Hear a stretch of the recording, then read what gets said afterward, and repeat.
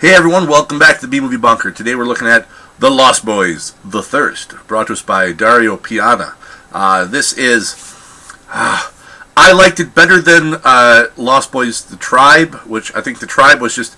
It was basically trying to completely copy the original movie. And this is the problem when you're dealing with basically what is a cult classic. The Lost Boys is a cult classic. Whether you like it or not, there's no denying the fact that it has long ago achieved cult status. This one, it feels more like a spin-off than an actual sequel, and I think that's good because, like I said, trying to follow in the footsteps of a cult classic is a very hard thing to do. Now, this story focuses around Edgar Frog, played by Corey Feldman, who, in my opinion, is the superior of the Coreys. I liked him so much better than Corey Haim. Corey Haim, I always just... Pretty Boy Whiner is what he was. Rest in peace, may he... and all that. So, while this is not the Frog movie that many people wanted, the Frog Brothers, people wanted a Frog Brothers movie, you didn't quite get that, but you still have a little bit of that feel to it.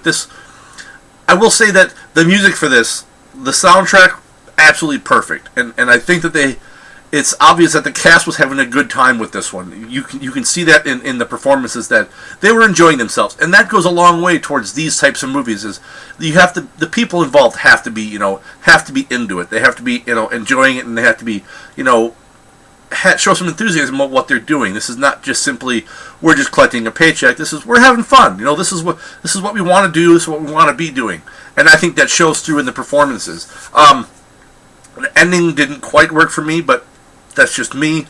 I still enjoyed the movie. It's high on nostalgia. It's the fact that I loved The Lost Boys. I remember watching it when I don't know how many times on HBO back in the day, and this is that little bit of nostalgia back from the 80s for me. That was my decade when I came into my own. It's from the time I was 9 until I finished high school. That was the 80s, so that was a huge defining decade for me.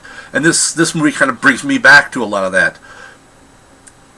It's still a B movie. It's still not an amazing movie, but it's a fun movie. And Corey Feldman brings that I don't know, that kind of quirkiness that he just kind of exudes, this kind of weird vibe of that. And he does the whole voice of the Edgar Frog kind of voice, and it's just a fun movie. Scale of 1 to 10.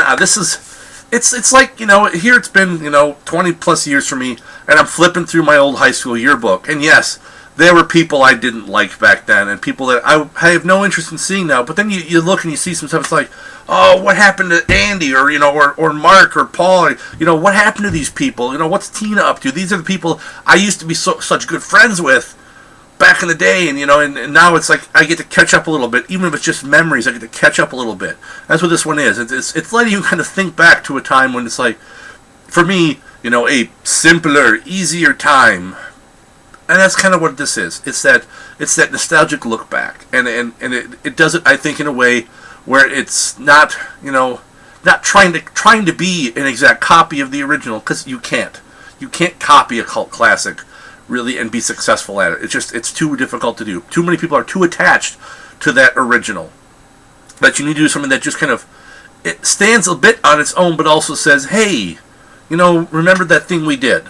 So that's what I got for this one. Until next time, stay safe out there in the wasteland, folks.